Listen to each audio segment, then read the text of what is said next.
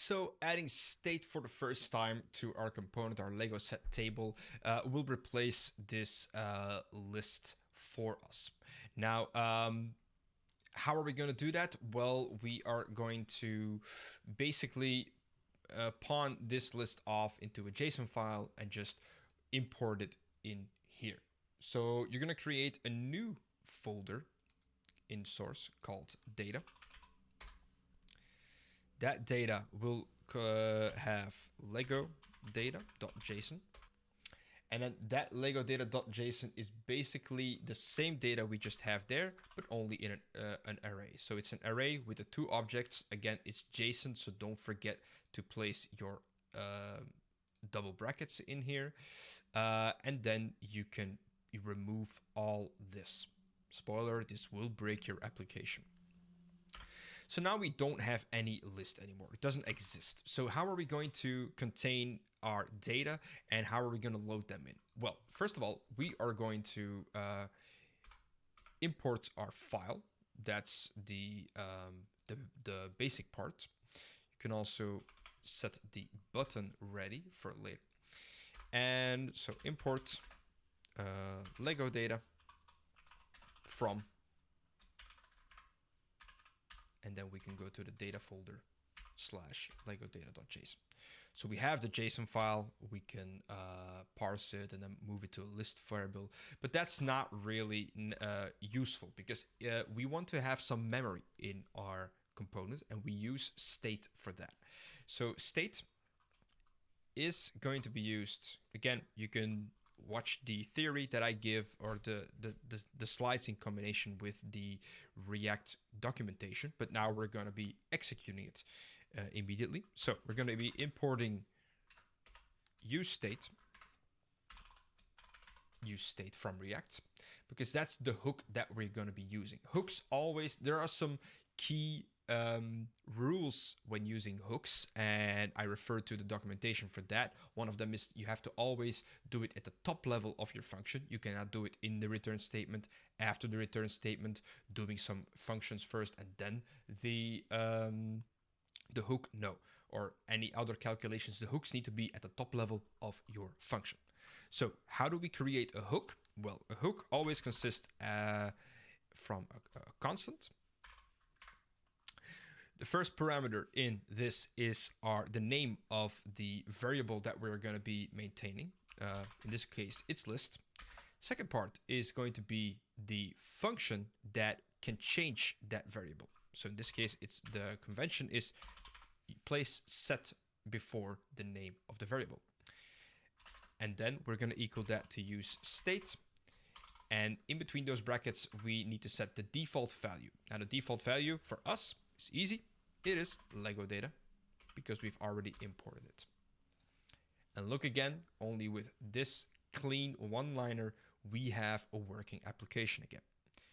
Now, of course, this is only one type of hook. There are multiples, which we will be using in the next exercises for sure. But for now, the state updates are create this variable, and with setList, we can adjust it. We do not adjust our list directly. So we do not do this .push, etc. We do not access it. We use the set list and we pass along the complete array that we need. So to finalize this tutorial, we're going to be adding one more thing, and we are going to add one more item to the list, and we're going to do that by using an onClick event. Now, how do we do it? Again, the events and all the complexities of it will be handled in the next exercise, but for now we're going to be adding one specific one just so you get a taste of what is possible. So when someone clicks on a Lego set row, we need them to be able to no, not on the set row, I'm mistaken. When they click on a button, the row part is for the next exercise. So below the table, we're going to create a new button. Again, I have imported for me the React Bootstrap button, so I can do this button class name primary. It's a blue button, and add new set. Voila. If I click on this, nothing happens at the moment. Clickety click click, but I am going to add a function to this. So in the usually we use an add event listener, a couple of functions to it, get the correct DOM ID. Nothing of that is necessary for now. Actually, we're going to go a bit back to the roots in the times where HTML just uses the onClick handlers. So in here, button, we can add an onClick. onClick.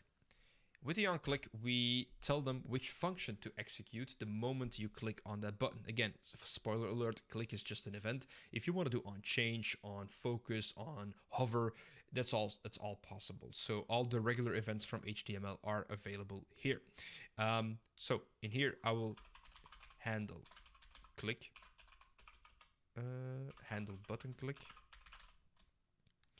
Event handlers are mostly nicknamed with the handle name before. That's the best practice, and then whatever makes most sense. In this case, we are clicking on a button, so handle button click in an application where there's only one button should suffice for now.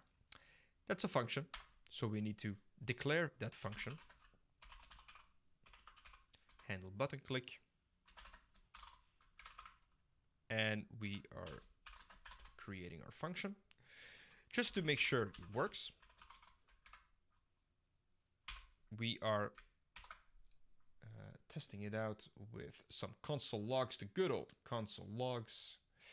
Ignore this one, refresh, add new set. As you can see, we get a very beautiful BTM primary object through. This is an HTML object, of course, a DOM object as it were, but we don't want this.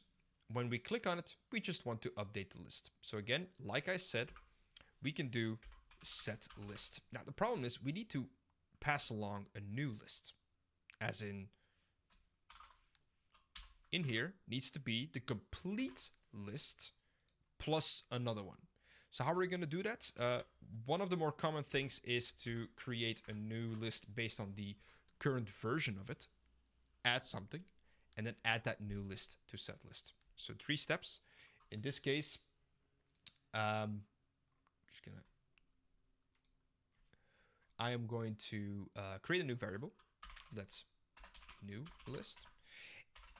And I'm going to do this. Now, this is not going to work directly. Why? Because we are working now by reference. You are somehow referencing this list to the new list and not copy pasting or making a copy. Copying in JavaScript or copying a variable or a list is a very specific thing, and I suggest you look up some of those specific things. But again, we know ECMAScript 6 from Web 2. We know modern tools of spreading out a list and then copy it. So we're going to copy the contents by using the technique of spreading it out. So 3 dots. We'll spread out all the data in here and create a new list in here. Perfect. Now we're going to add a new one. So how do we add something new to a list, to an array? Of course, with push. And we are going to add, I have prepared some data, of course, the Sanctum Sanctorum for the Avengers fans.